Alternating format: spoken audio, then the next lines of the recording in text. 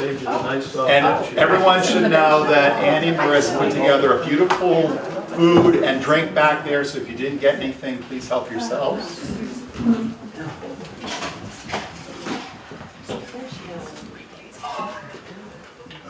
And it's... There's no... Okay. Okay. So it sounds like we're ready to start. First off, I do want to again thank Marissa and Annie and their team for putting this together, for Gene and Brian getting the room set up. Thank you all, and also for providing the food, because this makes for a very intimate and conversational environment. All team. There you go. Team. So with that said, what she said. What she said. So with that said, my name is Jeff Brown, and I'm a village resident. I know most of you, but not all of you. And I'm basically here to facilitate the discussion. This is the folks who comprise the Democratic Committee for the town of Weston include Peter Miller, who's in the back of the room. Yay! Marissa Bonace, who's over there. Brian Davis, who is back there. And Jim Palma, who is right there. So thank you all. Today we are actually going to be talking with these three candidates, and we're all thrilled to do that. So I'd like to introduce Allison Clarkson, who is from, just make sure I get this right, Woodstock, and she is the majority leader of the I'm actually Senate. from Buffalo, New York. I live in Woodstock. Okay. So that is me. Okay. And I just want to say hi, Allison Clarkson. We're missing Chris Morrow, who has COVID. Yeah. We were going to go door to door with him this afternoon, and sadly, he got the bug. So, and I actually have prepared a statement from him that I'm going to read that just kind of states some things. So I'll do that. why don't we start with that and give him Would you like me to do that? Yeah, that's a nice idea. So can you tell that she's the majority leader already? Actually, I'd like to turn this over to you.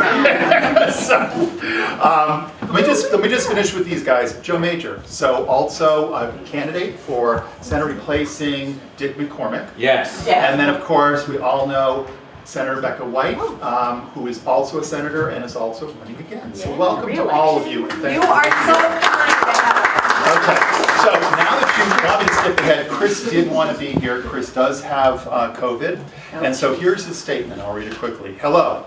I apologize for not making it this afternoon. Unfortunately, I have COVID. We are in the home stretch of the campaign. Thank you for your interest and support. I look forward to the election and hopefully serving you on serving on your interests in behalf of Montpelier. I think I reversed that. Serving in Montpelier on your behalf. Together we can tackle the fundamental issues of education spending, property taxes, healthcare, housing, and community resilience. If you'd like to find out more about me, please visit my website, www.morrow4vt.com, and I'll have this up at the front desk, so if anyone writes it down, they can get more information on him. So, and he signs this, many thanks, Chris. So, that's from Chris. We are going to, in a minute, these guys are each going to take 2 minutes to do an opening statement, which sets the ground, or the stage for all of us. Why don't we go into that now, and then I'll do a little ground rules after that, because this is actually a full house, which is absolutely terrific. So could I start Do you want us with... to sit? It's up Is to that you. where you set these out? So we Well, I did... Okay, we're yes. going to sit. Bring my water over. And there was, Allison just bring his microphone on the floor. Oh, that is a very helpful. Yeah, I just didn't want to crush it on. Oh, that's turn. Yes. Didn't expect a high-up chair. That was not anticipated. But the shoes are vintage, so you can really get a good look. Oh, I love those shoes. Yeah, I just got them tailored. I spent $5 and I spent another 10, and I got them tailored for 15. These are. Very nice. I just have to give you a hug first. Good news is this is very casual, so we're going to keep that going. So. Can I say something real quick? Sure, Bruce. I don't have approval. We're going live on YouTube on GNAT, so if anybody knows anybody that can't be there and you can get through them on your cell phone, you can let them know. If you are on land and don't want pets fly out where you are, I would put that in the back. If you're on the land. Yeah. I'm close to doing that. So, all right, you know something? do you want to take the minutes to start? Yeah, I'm happy to start. Yeah. Okay, why don't you start? Hi there, I'm Becca White. I'm one of your Windsor County State Senators. I grew up in the village of Wilder, which is in the town of Hartford, Vermont, and I now live in the village of White River Junction in Hartford, Vermont. So I didn't travel that.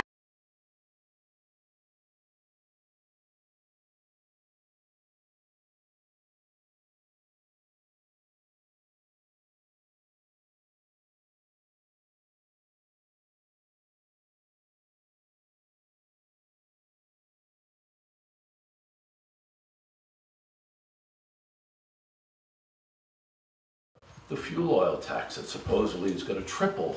That's all we're hearing. And we want to know the facts as you understand them and what your vision is to try to address the relatively rapid and high increase in taxes. Can I just begin it, and then we're going to hand it, I think, to Becca, because Becca serves on the committee that the Clean Heat Standard. We would love to address the property tax. I think in many of our towns in Windsor County, the real increase is not so much actually the education portion, is the revaluation of our homes. Our homes have increased in value. I know in Weston and Woodstock, and I haven't checked Andover, but I'm pretty sure they've also gone very high in value. And sadly, when you apply that tax rate to a higher value, it increases your tax rate. One of the things we're working really hard on this session is separating out resident and non-resident taxpayers and commercial, so that the non-residents, the second homeowners, will really be taxed in a more appropriate fashion. They own a luxury item, which is a second home, and they should be taxed appropriately.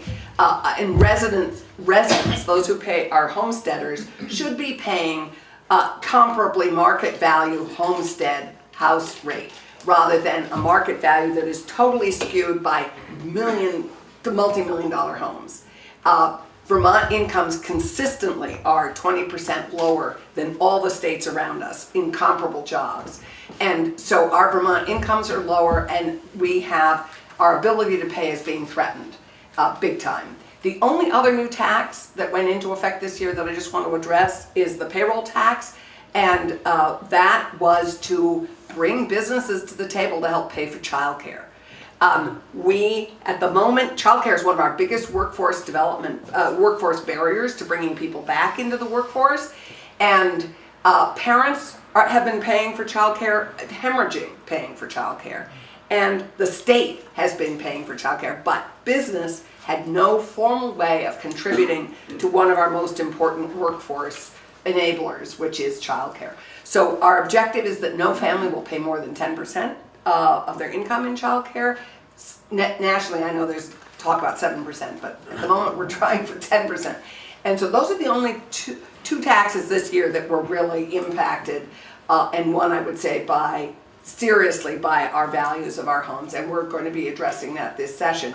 On the Clean Heat Standard, I would just introduce Becca, who's our co-chair of the Climate Solutions Caucus. I'm a founding member of it, but I'm not the co-chair, and serves on the Natural Resources Committee.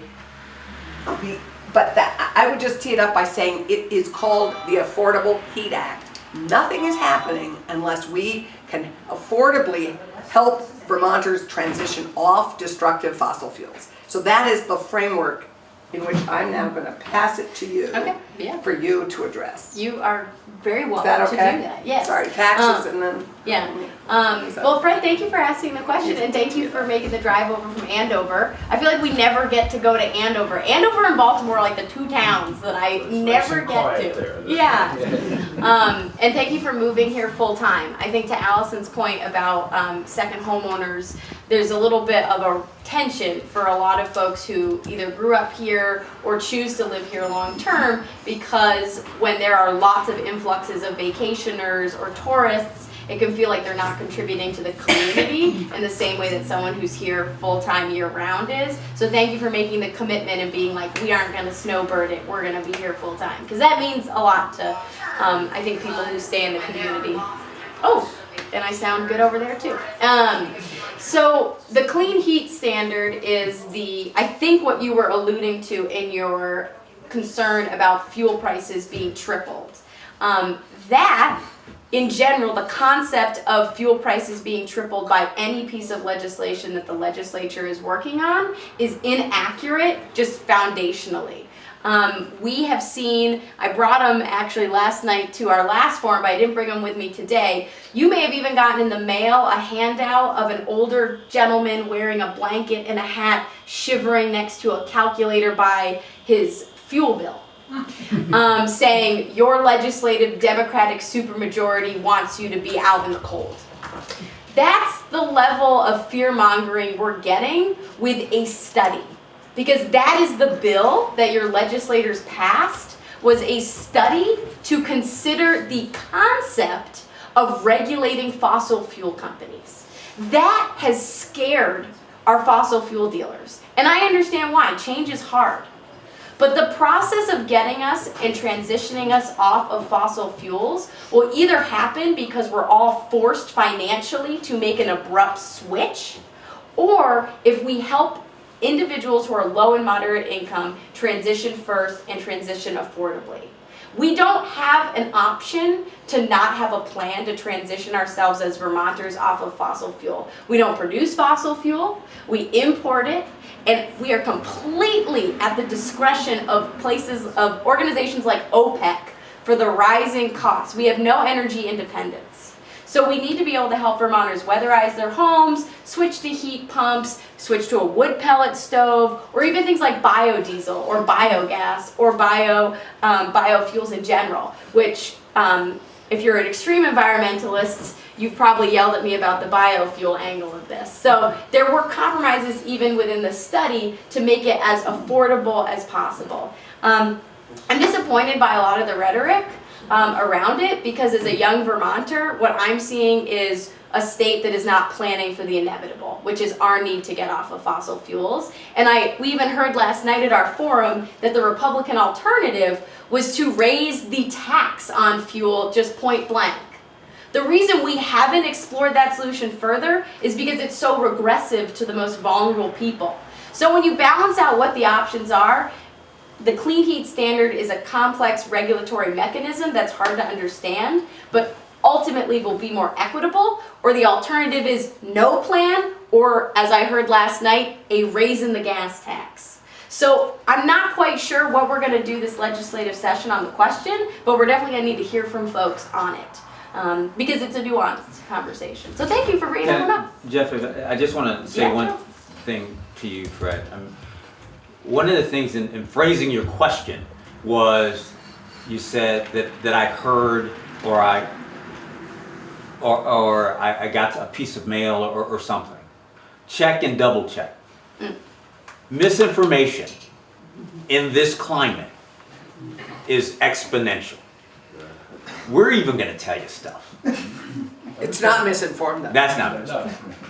But check and double check us. Yeah. That's so vitally important, that you know that the source of information that you're actually getting is correct.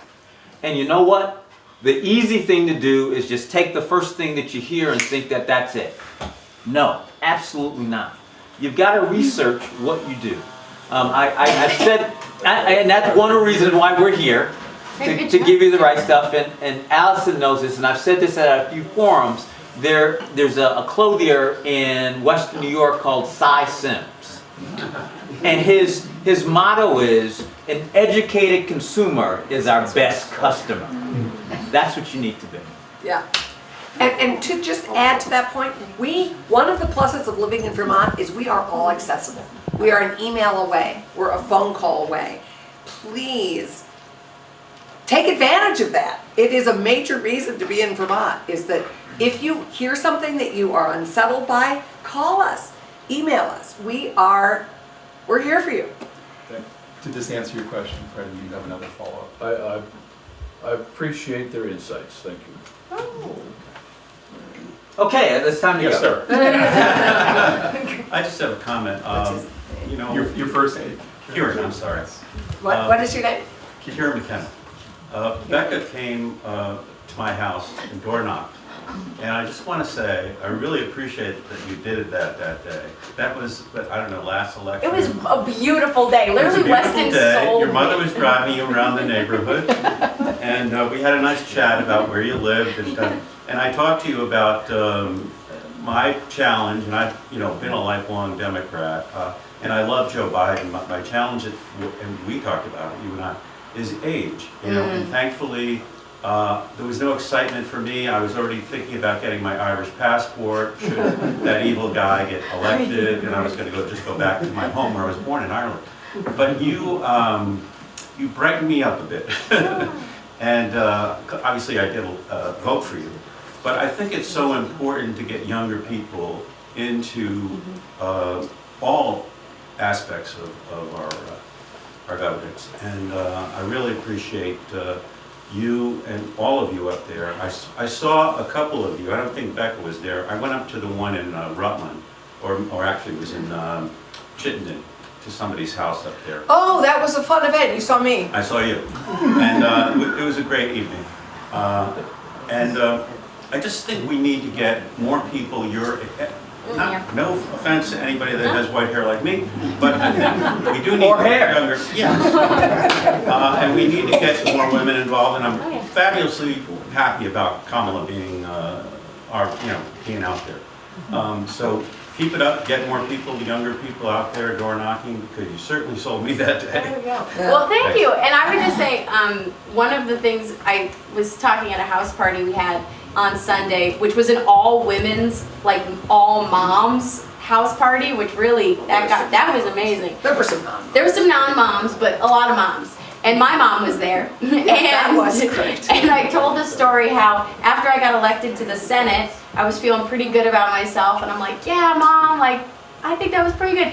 And I'm very proud of myself. And she's like, okay, I'm not that proud of you. I'm really proud of Windsor County, because you are elected not because of, you're lovely, we love you, it's come from my mom. But it's not every part of the country that is electing young women. We are actually very special in the fact that I'm able to get elected here. Just conceptually that you are comfortable with having a young woman in this role is actually kind of profound. So I really appreciate that, because I'm from here, and that makes me happy. And the biggest barrier to me getting other young folks to serve is the compensation for legislators. We make anywhere from $13,000 to $16,000 a year, and it's not going up every day. But that means when I talk to someone who's working or has kids, I mean, they're going to lose their benefits based on the amount of time they have to take off from work, and the compensation doesn't cover that. So like the basic economic facts for working people and younger people don't work right now for our legislature. So I'm hoping at some point we can address it, but we didn't this year, in part because property taxes were so extreme. I think many folks felt at the end of the day, at least the vote that broke us from not being able to pass it, felt that they weren't willing to raise our salaries during this time, which is fair. So Yeah, just a reminder to all of you, we're only paid for the time we're up there. We're paid about $850 a week. We're only paid for the 4.5 months we're there. We have no office. We have no staff. So when you get an email back from us, that means we've been up till midnight answering those emails in session. But I'd love to, and so one of the, and so we have no benefits. After 20 years of serving in the legislature, I have no retirement benefit from the legislature when I decide to retire. I will say, though, on a bright light, one of our best partners in this race is a 17-year-old named Hudson Rainey from Windsor. Yeah. We bring young people in as pages at 8th grade. They come and they work in the State House and they get so excited.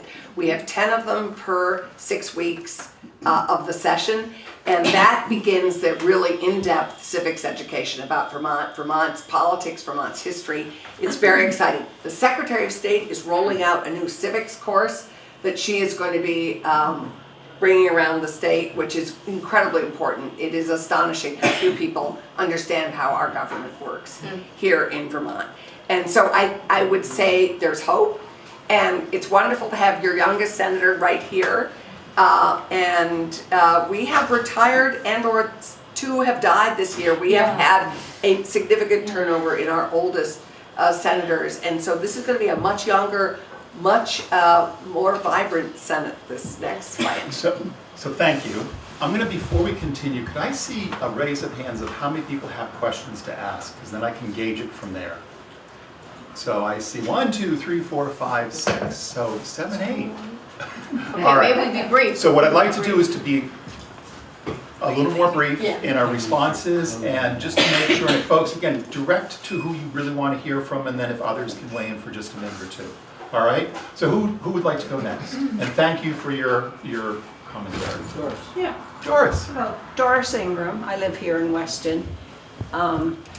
Anyone who drives fairly often to Rutland is very aware of all the homeless and all the begging.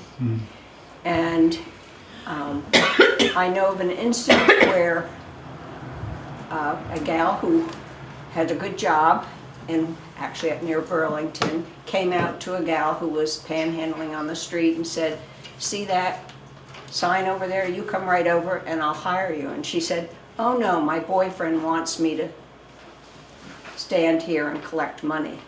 But it's pathetic up there, and people who are homeless and probably on drugs and unable to work, but they seem to be coming more and more to Vermont because Vermont is facilitating a place for them to stay.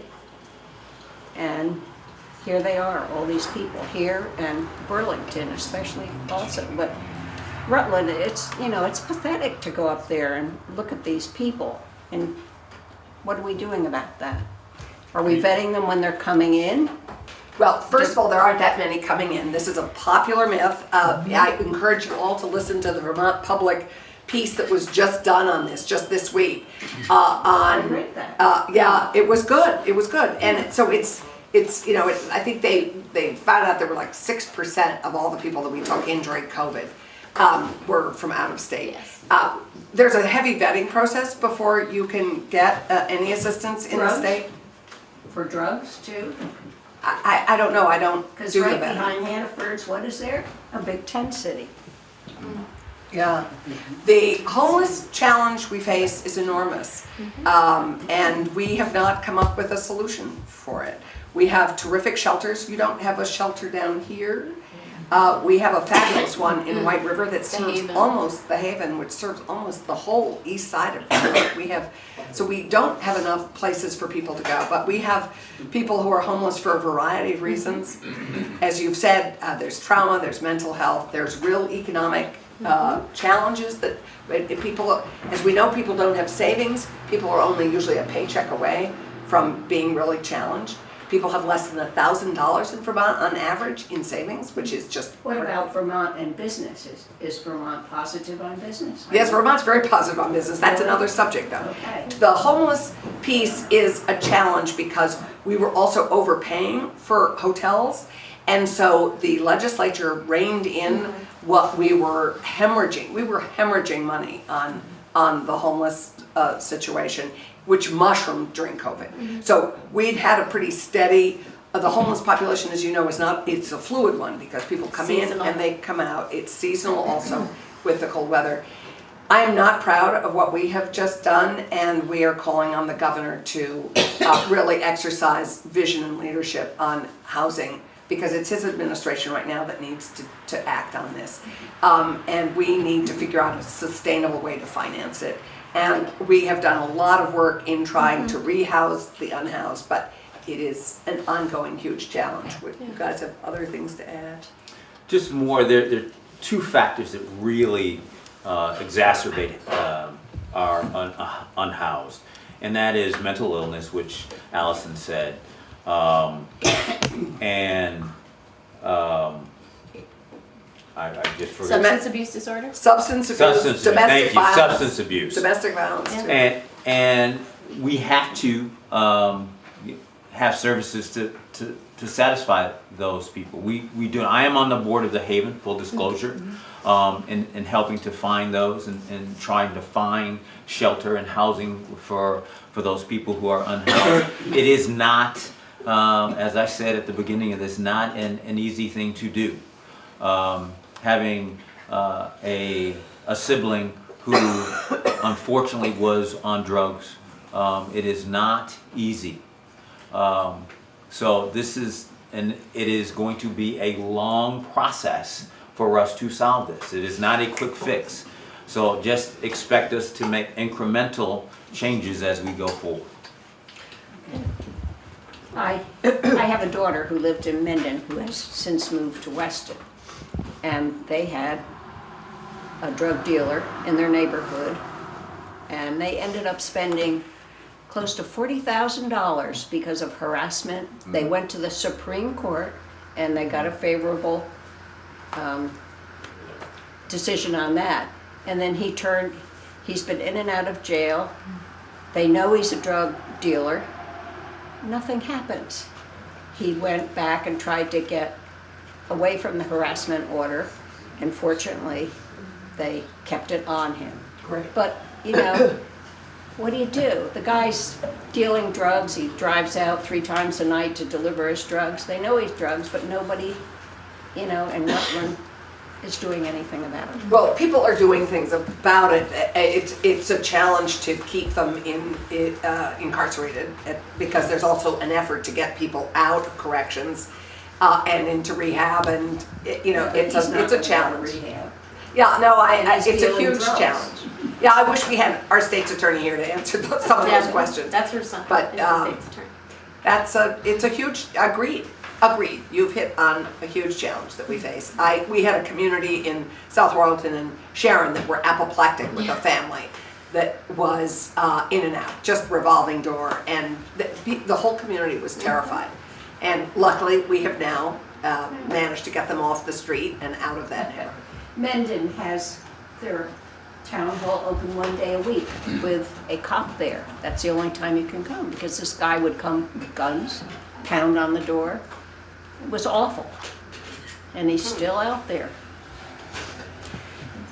Thank you, Doris. Okay. Sir, your name? Andrew from Weston Village. I want to thank Becca and Allison for and congratulate you for answering emails. Oh, that's so nice to hear. That's not always how that ends. But there's more. Oh yeah. I've heard it on VPR, or I still call it VPR, and VT Digger, that there's a legal suit by the, I believe it's the Conservation Law Foundation against the state, maybe it's ANR, I can't remember. No, yeah, it's against A&R. For not meeting the climate goals of the state. Right. What do each of you think, first of all, do you think that's a good thing that they did that? Do you think something good is going to come out of it, or is it just blowing hot air? Your comments. Why don't you start? Well, first of all, you are following the news, so thank you for doing that. So for anyone who's not familiar with what you're describing, the Conservation Law Foundation, which is an organization in Vermont, has begun the process of suing the administration, and in particular the Agency of Natural Resources, for not meeting our Global Warming Solutions Act requirements. And not just not meeting them, but particularly not giving the correct information about how we're not going to meet them. Right. Essentially, what we heard from the administration this last legislative session was that we were on track to hit our thermal sector reduction goals, which are requirements. That's how that mechanism, that legal mechanism, was able to exist. They said we're going to hit them, and we're using this calculation and this analysis to come to that conclusion. Competing information, which seems more statistically accurate coming from outside sources, says that we actually are not on track to meet those goals and requirements. So we're not even debating whether or not the strategies we're using are working. We're debating whether or not we are going to meet a requirement with two competing sets of data. which is a bad place to start. So I'm very concerned that we have to be in a situation where outside entities have to truth source information coming from our agencies. And I also want to be very clear that in suing the state, there's not a financial gain to the Conservation Law Foundation. They're not going to get some big payout. There's not a multi-million-dollar class action suit that we're all going to get money from. Instead, it's to require that they do actually properly give us the data and move forward with rulemaking. That's what we are trying to trigger them to do. So that's always difficult when you write a law and then the implementation of it. I can't follow up on that myself, but there are luckily other organizations that can. But do you think it's a good thing, this suit? Do I think it's a good thing? I don't know. I don't necessarily have an opinion on it's good or bad. I think for that organization it makes sense for them to move forward with it. And I would like to know the correctness. I want to know what the decision is because I don't think the data we're getting is correct. How long do you think it'll take? Might take, I don't know. We can't. We have can, no idea. the executive director, Elena, could certainly, we actually have a Climate Solutions Caucus meeting this next week for her to describe it to legislators. Because I would have to ask them as well what their predictions are. So they are one of the best environmental advocates in New England. They also sued Massachusetts, so we're in good company. I am a proud sponsor of the Senate version of the Global Warming Solutions Act because we need to make our goals, which were just sort of amorphous, requirements. Because if we didn't, we were never going to have somebody like the Conservation Law Foundation keep our toes to the fire. Because we have to rein in our climate change. We have to begin to make some progress on reducing our fossil fuel emissions. And so if we didn't make them requirements, they would not be able to keep our toes to the fire. This is simply keeping our toes to the fire and getting, in some ways, what I appreciate about this suit is it's going to force us to agree to a scientific pillar that we will all agree is the science and the data that we're all going to adhere to. So if we're not meeting the standards, then let's face the facts. Right, I would love if the answer was, we are going to meet our goals. Wouldn't that be great? That would be like, okay, but I don't think that's likely. Yeah, so I think that it's a good thing that we have the requirement. I have no idea, we will find out about the science of it and the data. Joe, did you want to comment on that? So each municipality, and I'll take Hartford for instance, has its own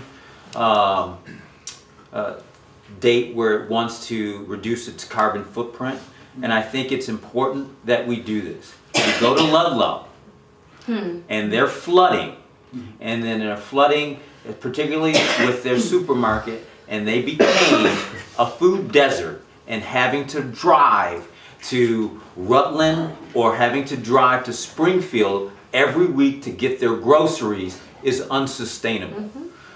Dick McCormick says this is an existential threat, and it is. So we have to do something. And you know what? We have to do it in a smart way. And if we don't know if the data is correct, like I said before, we've got to know, is it misinformation or the accurate information? That's the only way that we can make informed decisions going forward. Yeah, and Weston, you can appreciate almost more than any community in Windsor County the impact of climate change. Yeah. Because we have suffered with you, and it is, here is we saw the centerpiece on the green. Your house is in good shape, but boy, the playhouse sure isn't. So. Wasn't for a while. It wasn't. I saw your house when it was not in good shape. Okay, so thank you. Andrew, are you good? Yes. Okay.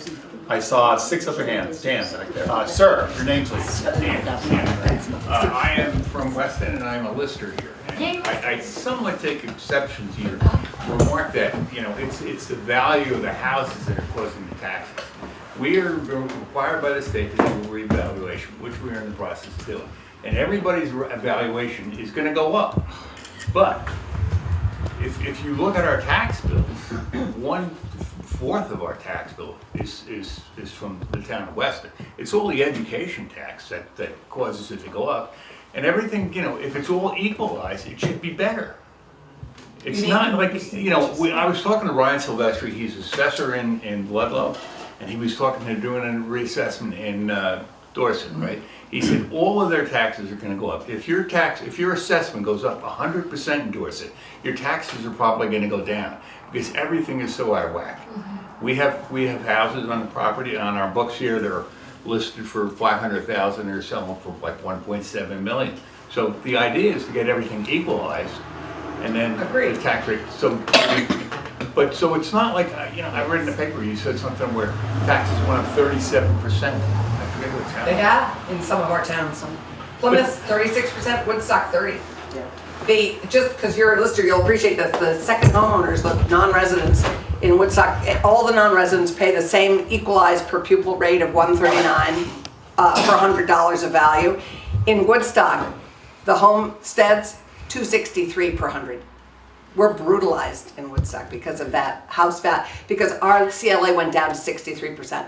Because we have, you know, but even if we had been, because what he's talking about is one of the pieces of equity about our school funding, which I have actually so appreciated for so long, is that it brings us all up to market rate, which is the equalizing factor. The challenge with that is when we have equalized market values that are so high, our values are going way up. Reduce the tax rate.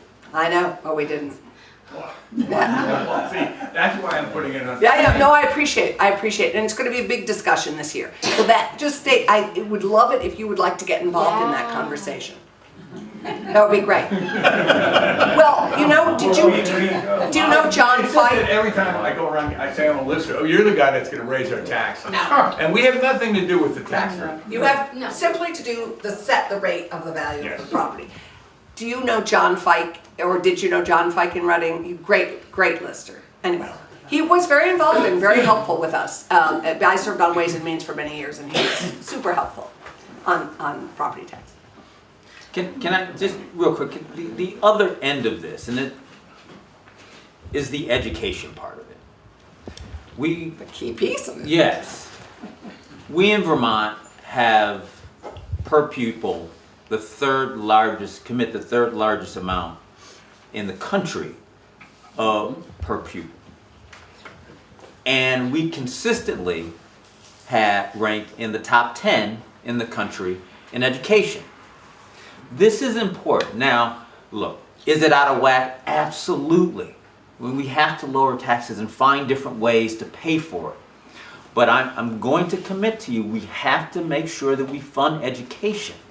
And that's the most important part, because guess what? We are getting older. She's probably the only one that's under 30 in here.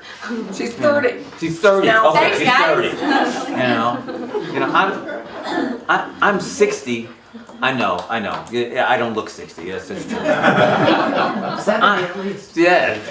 I'm 60, and I realize that I've got to contribute because we're getting older in Vermont. We've got to make sure that those kids that are coming out, they want to stay in Vermont. And that also includes our universities as well. So we've got to commit to that, got to commit to our tech schools in Springfield and in Hartford as well. So that's the other part of it. Yes, it is a burden, and we have to fix our tax rate and how we fund education. But the other part of it, we're doing a good job on the education part of it. Yes, ma'am. I'm sorry, am I out of the queue? No, go right ahead. My name is Marguerite, and this is Callie over here. I'd like to know where you get we consistently rank in the top 10 in education. I have seen as many rankings as I can find that put us in the middle. And I mean, in terms of going on, that we don't get proportional. We pay huge taxes, and we don't get the money back in the students that we produce. Now, if you want me to take you and show you where it's in the New York Times, we are not getting great value, and the states around us don't pay the property taxes we do. I guess their teachers don't have the health benefits, but I think we are being clobbered, and what are we getting? If you look at the colleges that the kids from, say, BBA, which in any other place would be a high-priced prep school, if you look at where they're going, half of them don't even go to college. And they are getting they're getting a tremendous education, but it doesn't work. So I don't think we're getting what you're talking about. So I would say this, and I mentioned this in here with our tech schools. You know, not everybody's going to go to college, and we have to commit. No, wait a minute. We have great tech schools, but not enough kids go to them. That's where I was going to go. But so I have heard that, it's Mark Cashin that wants all the kids in BBA to go to college and doesn't push them to. But we have Mark Cashin is the headmaster of BBA. He's not giving enough alternatives to these kids. And I bet there's that problem in other towns too. And I agree with that. I mean, and we need plumbers, for God's sake. We do. And actually, our tech centers are so great, they're pretty full actually at the moment. And our programs are pretty full. And our adult learning, what is really exciting is bringing in people who've dropped out, adult learners coming in to learn green energy, green technology, all sorts of exciting opportunities for them. And we're working hard. Plumbers and electricians, please. Yes, more. Yeah. As the daughter of Well, we have great apprenticeship and internship programs in this state. It's generally underheralded. One of the big problems we have to fix actually is the funding of the career and technical education centers, because they're always vying with sort of straight line high school for their dollars. But none of us sit on education, so I don't know the statistics on where we are actually, but I know that our public high school, and I know Hartford delivers a really fine education, and we're very lucky. One of the challenges we face in Weston is you tuition your kids. That's expensive. And you pay full freight. I'm sorry, it is expensive. And even at the amount Joe is talking about per pupil that we spend, it's nothing compared to boarding school. Just saying. Wait, these aren't boarding schools. These are I know, private schools. day private schools around the country are incredibly expensive. But our kids are going to public schools that are incredibly expensive on our downing. And then they're not getting the equivalent of a private school education, all of them. And I don't think many of them are coming close to it. And there are too many who you find working in a supermarket in Rutland the next year. Well, as a cashier, as my other job, I don't think that there is a educational, that I would just say maybe we'd be more sensitive to that, because I don't think cashiers or folks who work in those jobs or in the trades are any less valuable. And you even highlighted too, so maybe I agree with you up until that last bit. And Mark, let's get you what we know at the moment. I will reach out to Beth St. James, who's our legislative counsel, and find out what the data is actually on where we are in this. I'm not criticizing the ones who are in supermarkets who are saving to go to college, but it's not a good long-term career path. So, thank you. You had your hand up. Yes.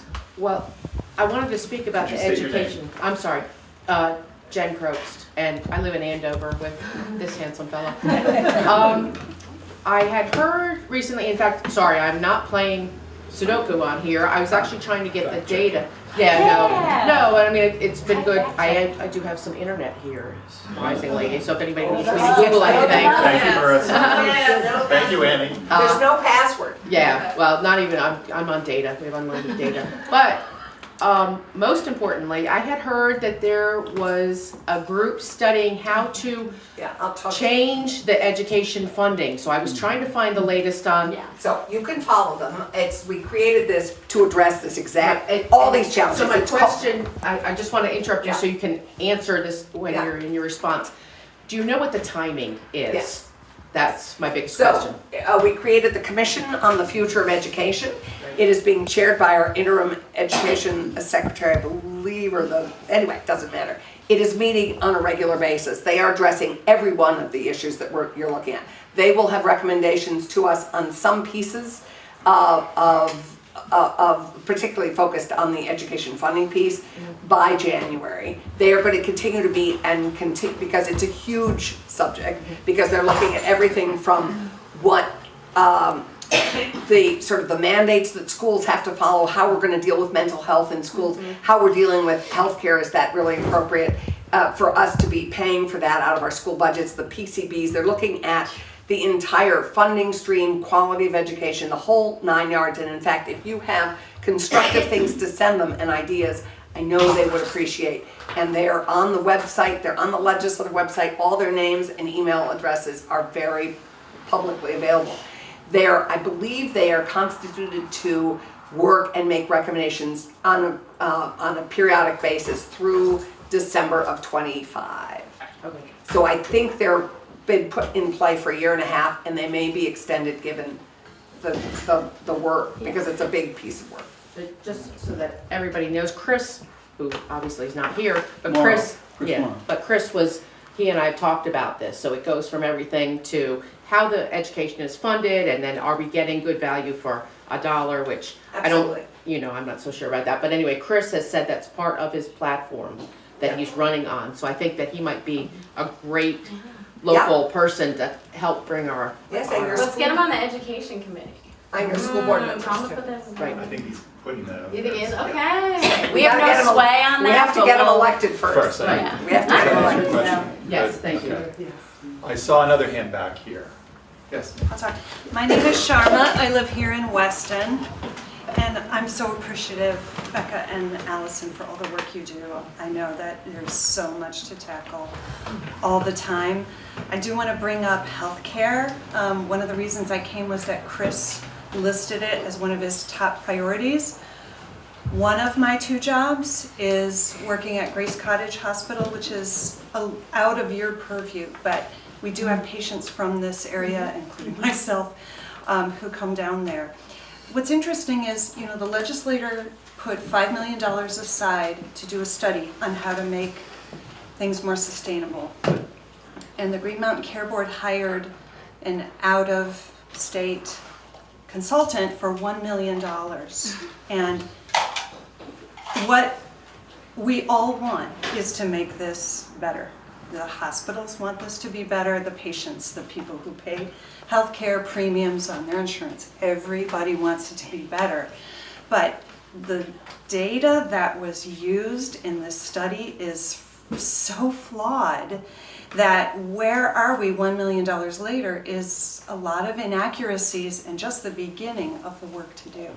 So some of those statewide mandates, I think, are things that we can all salute the flag, things like building more affordable housing and improving the transportation so that we can build workforce. Our education costs are high. Our cost of everything is high in Vermont because there's just not that many people here to foot the bill.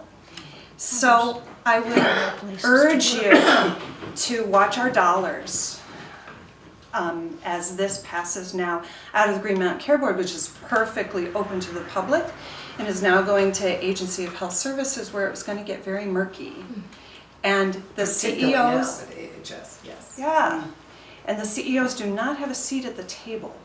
So a lot of this work The is hospital really, CEOs. the hospital The hospital CEOs do CEOs. not have Yeah. input. Right.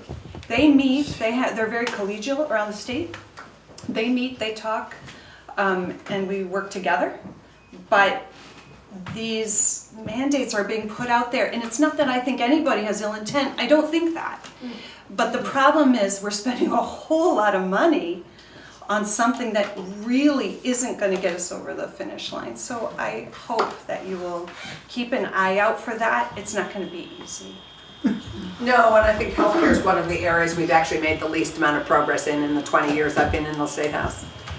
It's just shocking to me. I think the challenge is we have hospitals operating in the red. You know this. We have That's why I have a job. incredibly, yeah. I raised the delta. Yeah, no, I know what you do. I think we honor you for it. Grace Cottage, all of our hospitals are incredibly important economic engines for our communities. All of them enable access for Vermonters to health care. We have to figure out how we all work and make it efficient and more sustainable financially. I think we're all on the same page with that. I think this will be a big conversation this session. I was in the room, I was in Ways and Means when, as you may remember, Governor Shumlin had as his priority to take us to universal single-payer health care. I was in the room when they made the gross mistake of, instead of saying, we're paying this $2 billion already in private insurance, and what we need to do is transition it into a public single payer system. They didn't, they just came and dropped, it's gonna cost us $2 billion. And that was a disaster, because everyone then just had a heart attack, and as it were, and everyone just ran from this opportunity. We had such an opportunity, we need to get back to that, because quite honestly, we're hemorrhaging. And the big elephant in the room is, of course, UVM, which is maybe not using its, which is maybe one of our challenges financially. If you compare its finances to Dartmouth-Hitchcock is much more efficiently managed. And we need to be learning from that. But we take your concern. It's a huge concern. None of us want to close hospitals. It's like schools, in a way. But so thank you for that concern and sharing that. My last comment Sure. is. Oh, and we're meeting with all our hospitals. Gifford, Springfield. And We haven't been invited to Grace Cottage. I'm inviting you. So I will send you, I'll send you something, because our legislative breakfast is coming up, and I would love to have you attend, for sure. And Joe, once you win your election, I'll invite you too. I'm glad you said when. And I'm sorry, what do you do? What's your job? You're in development? I'm in fundraising and marketing at Grace Fundraising, Cottage. okay. We are the tiniest. We're less than 1% of the entire state's healthcare budget. We're just a tiny, tiny little hospital. But Are you using visiting nurses? we don't have visiting nurses. There's a visiting nurse association that handles visiting nurses. But come and see us. You don't have to be elected to come visit. Come find out about us. Traveling nurses? I'm sorry. A few. Okay. We are down to, I think, just 2 Okay. on the floor. We're pretty good about retaining.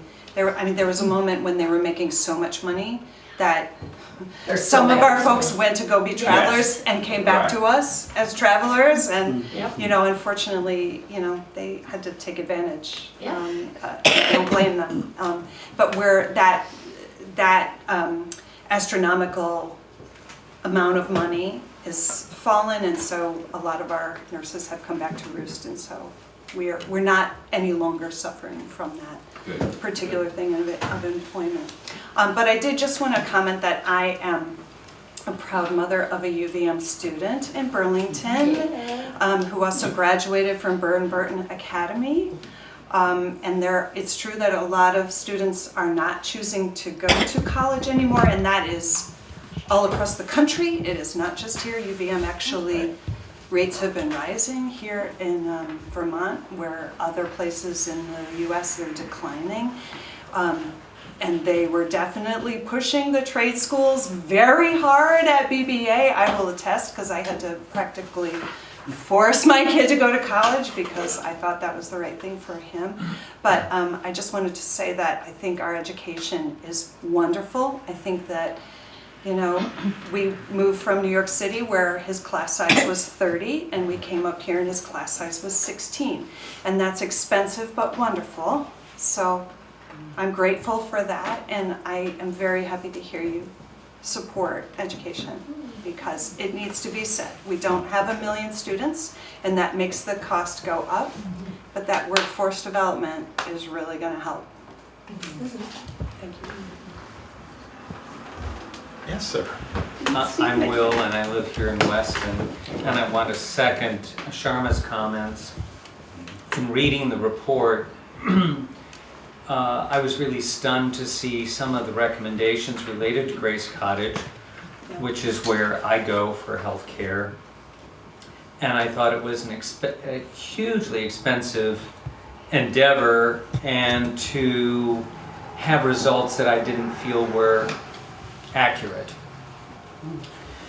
Secondly, I've been served, and Peter's been served recently by my community nurse project, which is such a blessing for us here in Weston, and certainly that is in the Upper Valley as well.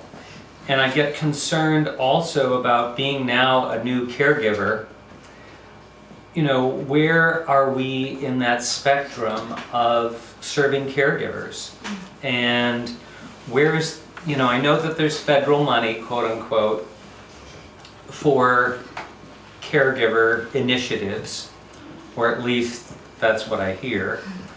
But, you know, being at a major hospital in New York City and to see, yes, there are some services, but when I come here, it's sort of like there's a desert. The community here is great and very supportive. And certainly, I just don't see where that is. I mean, What, is your Visiting Nurse Association not active in this part of the world? It's very active in the Upper Valley. oh, it's very active here. Yeah, And I get a visitors. lot of support from my community nurse project. Which is That's different from Visiting Yeah, no, Nurse. that's not. DNA does not like serve Vinny. this DNA. community in the same way it used to. It had to cut its budget. Oh, yes. You remember this from our last yes. conversation. And I this is where the think, community yes, nurse- and I think you had commentary Yeah. last time about My Community Nurse and Yeah. the desire of the state to grow the program Yeah. statewide. She has a bill. Yeah, we worked on a bill. I will tell you, this was the bill that like I was like out there swinging for, because not just Weston, but Heartland, Norwich, Hartford's considering it, Sharon. I mean, just the individual stories people have told me about the benefit of their community nurse program. It's transformative experiences. And it's not just in situations where folks are experiencing illness directly, it can also be in situations of preventative.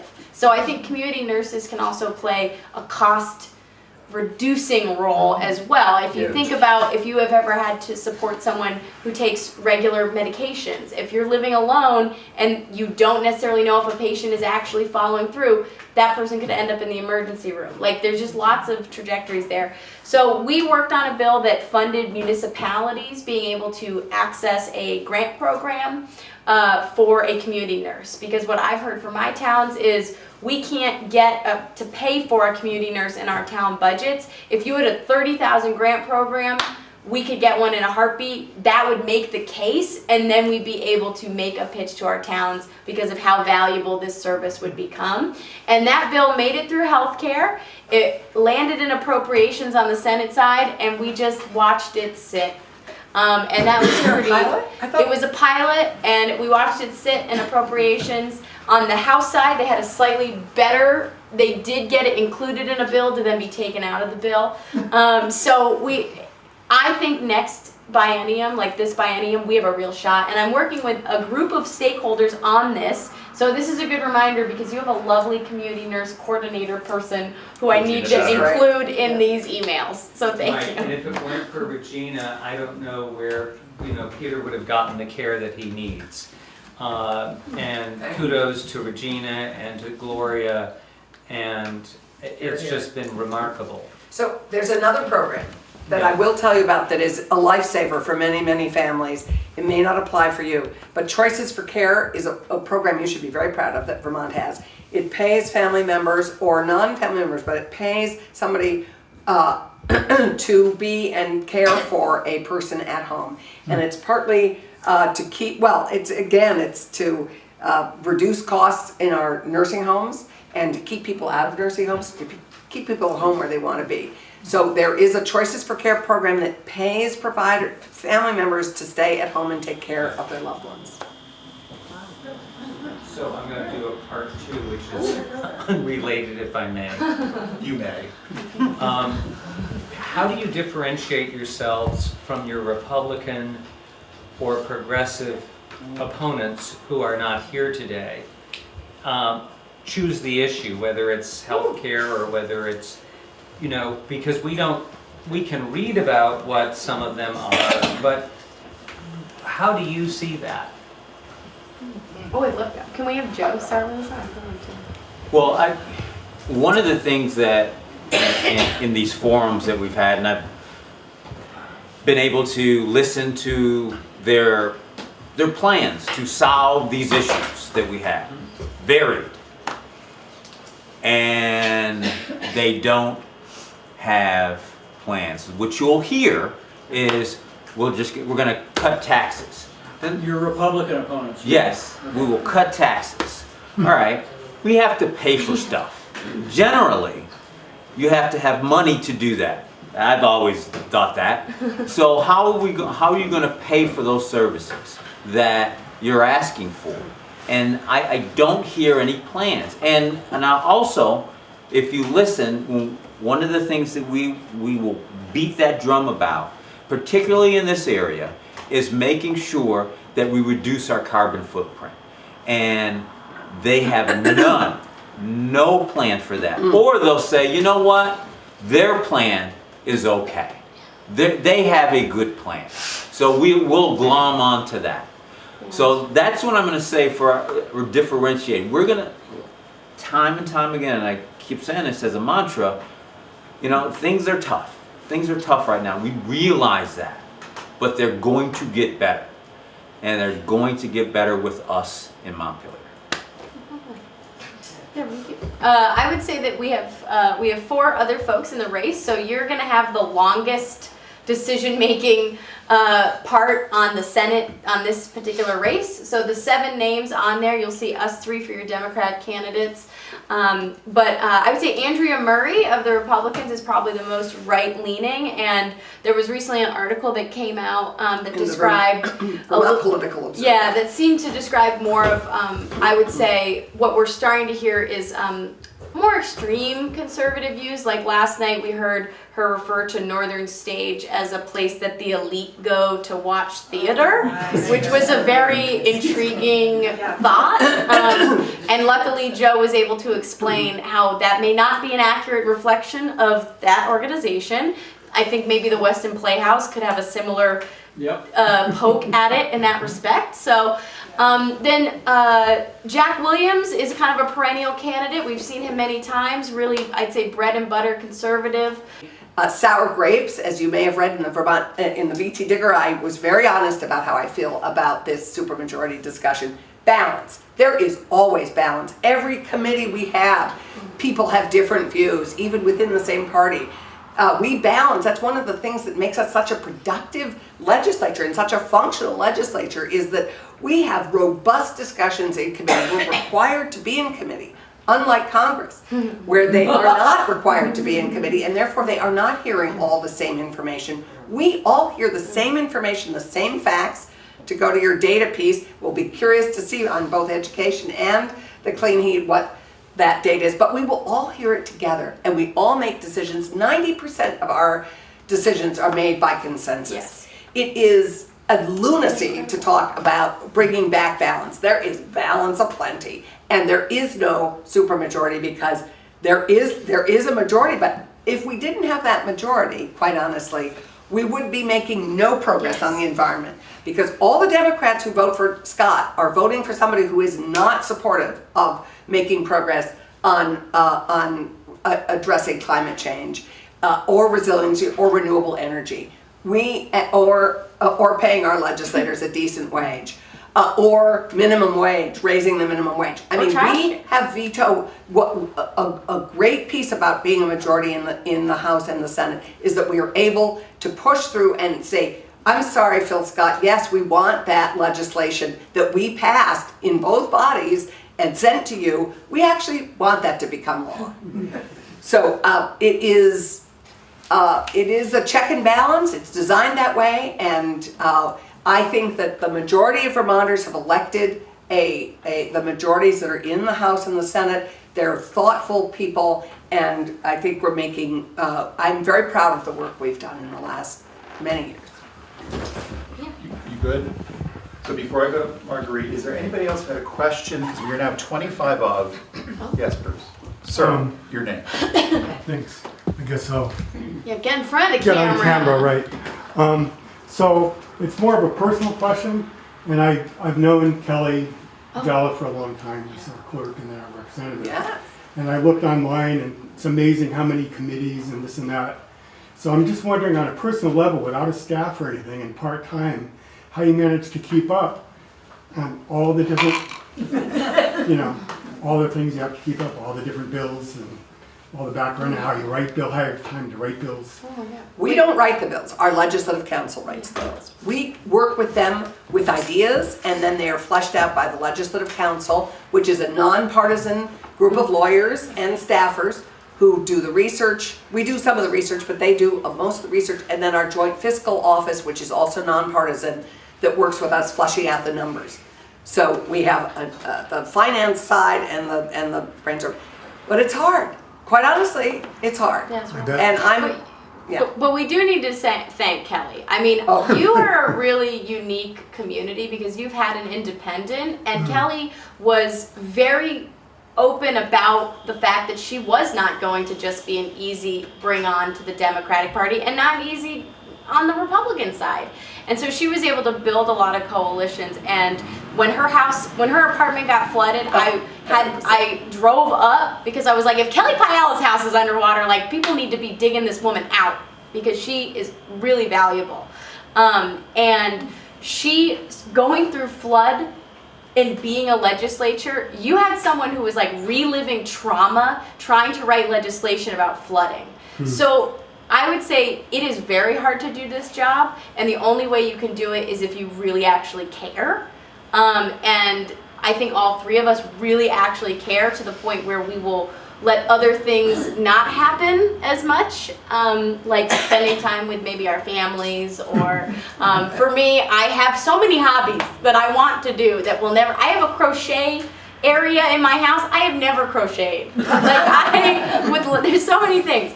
But it's really worth it because you get to do things like this and meet people. And for example, in Kelly's situation, make a change that benefits her community directly from her lived experience. So, like, I'm so sad we're losing her as your rep, but she deserves a break. I think it's not forever. Yeah. And she's doing this work for FEMA, which is so important. So her work as a legislator and as a clerk, it come together in her work now with FEMA. And I applaud her taking on this job. It's very exciting. And She's really excited about it. Yeah, and I think we're all going to benefit. So thank you, Kelly. We're really going to miss her. She's a terrific addition. But it's hard. There's no question. It's hard. I'm up till midnight every night answering emails because you don't get to emails until after dinner. And there are committee meetings and stuff all day. You never get to anything until late at night. And so we don't get to all the emails. I mean, Sounds like you don't get much sleep. She's nocturnal. Yeah, you don't get much sleep. So we are now 20 of. I want to see if there's one burning question out. I see two. So why don't we take Just a these quick, last two questions? Or Kieran, one quick question, or one suggestion. I had no idea that what you got paid was that little, and that there's no this and no that, and et cetera, you know? Is there any way that you all could put together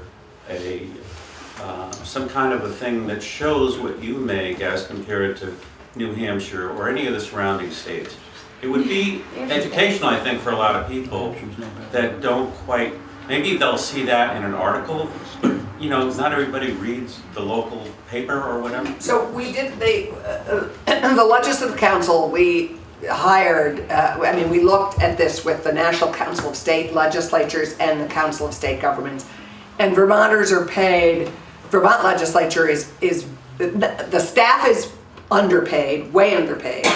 So that was the big takeaway. That was the big takeaway. And the legislators are way underpaid too. But legislative pay around the country ranges from full-time in New York State and Massachusetts, California, to part-time. We're paid sort of middle of the pack for part-time. And to New Hampshire's paid nothing. They're paid $100 a year. So they get what they pay for, though. They have a lot of old white people running their state government. The challenge is there's almost no diversity in that legislature. Yeah. You should get somebody to write an article. A great idea. Great idea. And then when we revisit this article on legislative See someone in the back who could write an article. But when we do our legislative pay bill again this year, we will make sure we write an article. Yeah, we're gonna get a graphic. Because that'll be part, of course, of the committee data that people will be looking at. Because y'all deserve it. That's right. Yeah, thanks for picking me up. Margaret, you had one more comment or question? Did you mean Marguerite? Sorry, Marguerite. Thank I was thinking of this evening. Yeah, I should call you G off then. And I'm used to that actually, so go for it. Joe, you said you're working on lowering the taxes. The only way I know that, well, maybe I don't have enough imagination, that you can lower taxes is to spend less money. which you spend less money, you do less with what you've got. And that is really the burning issue around here. I mean, in the supermarket, and people are talking about selling their houses, and how can you lower taxes without lowering a lot of things that the state government does? So there's a couple of things that, particularly in working on education, that we have to do. And you said we have to look at, and that is a magnificent looking dog. Well educated. Yes. Yes. Don't say it too loud, you get conceited. We have to look at different funding sources, obviously. One of the other things is how are we calculating the per student? And you talked about it. I mean, we have this $23,000, average $23,000 per year per student. Is that the right number? So there, I'm a bit of a neophyte, and I may change my you hear the word flip flopping all the time. So what I say today, once I get into Montpelier, may be different than what I say then, because I'll actually see what goes on and what goes in. So I could better tell you come November 6th, hopefully, than I can today. Well, only a fool doesn't change their mind. Yeah. But I mean, you said maybe you could lower the per pupil spending. How would you do that? I don't The know. Commission on the Future of Vermont's Education will have a lot of good info for us on that. Yeah. Because none of us want to commit to one way of doing it, because there might be a negotiation that happens big time. But you should know that we have all kind of collectively agreed that we need to make sure that second homeowners and the equitability of our tax system is prioritized. It's not, I think to Joe's point, it's not just cutting costs and lowering taxes, it's equitably distributing the cost of these things to those who can pay the most for it comfortably. And I think what we're experiencing right now is that has gotten a little low, where people who actually aren't comfortable paying that amount are feeling the burden of it. So we need to get that back into check. And also we need to point out that a lot of us are former second homeowners. Yeah, but thank you. Then people do move here. We appreciate it. But also our communities are unsustainable when they're more than 50% owned by seasonal residents. Yes, Sorry. and They just are. And I would say, answer to you, we need more Vermonters. And that goes back to not enough housing. So, but one of the answers to our challenge is more Vermonters. Because to go to Sharma's point, this is a state, a small state, 648,000 people with a big heart. To go to Doris's concern, we have a big heart, and we help make Vermont affordable for many people through a bunch of programs, through Medicaid, Dr. Dinosaur, current use, housing subsidies. We help make Vermont affordable for a lot of people, and it's a challenge. But I want to go to Sharma's point and Marguerite's. We analyze every line in that damn budget. This is an $8.6 billion budget this year. It only grew by $300 billion. It grew by very little. It went from 8.3 to 8.6. Yes. Every line is scrutinized. It is a tough commit. Those are two of the toughest committees to go through in the State House, the two House Appropriations and Senate. And sadly, we had to cut quite a bit, and more than we would have liked this year, to bring it in at that. But we've preserved pensions. I mean, we've come up with creative and exciting solutions for a lot of the big ticket items that we're looking at, the big liabilities of pensions and many other things. But I would say more Vermonters, in large measure, is what we need, and we need to keep a lot more of those college kids in Vermont after they graduate. We don't have the housing for them. Yeah, I know. Well, I asked Chris, I said, what are you going to do for housing? Well, I mean, what's your housing? She said, I'll get elected and then we'll figure it out. That's a good answer. All right, so we're now at quarter of. Yeah. What I'd like to do is to let the last 15 minutes become the social 15 minutes Yay. and allow people to ask the independent question at that point, because the room is really restless right now. I can feel it. People are ready to kind of move up, hit the Mets game, and go from there. So. Or the waltz debate. Or hit the waltz debate. That's So I would like to thank all of you for coming to visit us. We greatly appreciate it. actually being here. For real. And if anyone wants lawn signs, we have them here and/or we have them with Will to distribute. Thank you for helping Christmas. Thank you. What about? Thank you.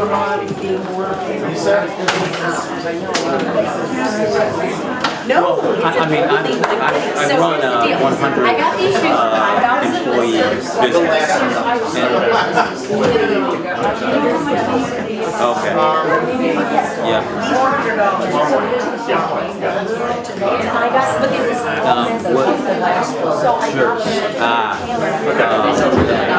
I mean, we have to look at our tax subsidies for businesses and running them in. I mean, I was like, it's my values. I'm living my values and getting good price. Thank you very much for coming. Thank you so much. We're so grateful for you coming. I'm trying to hire a swim coach, and I have to find a place for him to stay, and that's very difficult. I want to come for dinner. So we are actually now about, I would say, finally on the flood measures. Where is Oh, hey, are you a lawn sign? I will be lawn sign. So, but no, I basically, my damage was I know, now that I know where you are, I'm like, I know exactly where you, since then, part of the flood committee, we're doing very Yeah, because I think was okay. Our flood study has just been finished. This week. The Rivers Project has just been Yeah. We didn't even talk about the flood resilience yet, or the It shows you the changes. Last year it was all flood. Yep. This year it's all flood. Yeah, it's switches. One of the That's where things you're that, coming law from. enforcement A little bit of only can do so much. Thank you very much. It may be a situation where we may have to change the law so we spend longer. Oh, thank you. You want me to hold this way, hold that on? Yes, I'm trying to get around so I can get her a leash. Which is very nice. I was a little worried at first. It seemed like a It's a lot of broad voices representing.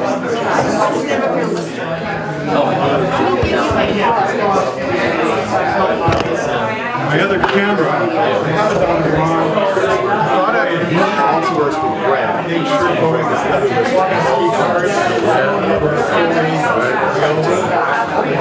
Thank you. the previous camera automatically switched over. Oh, my. Yes, thank you so much. Thank you so much for coming on, Alice. You need that again? Remind me what your That's okay. I live with my tag on. Oh, no, when jobs become available, I'll go. There's no question. I've only done 3 this year. There were all interesting jobs with let's see, Morocco, Jordan, and the Maldives this year. So that was fun. Yeah, but I was telling Marguerite that often during the presidential election cycle, these sorts of jobs, this work, kind of get put on hold because they're all congressionally approved annually. And politics changes the direction of where we're going to put our resources. We may not be friends with the Maldives next year. Who knows? So it's during this time, it kind of comes to a halt for maybe 6, 8, 10 months, something like that. So yeah, I'm off for the rest of the year as far as I know.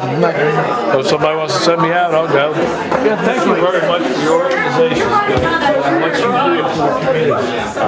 You're amazing, really. Good job.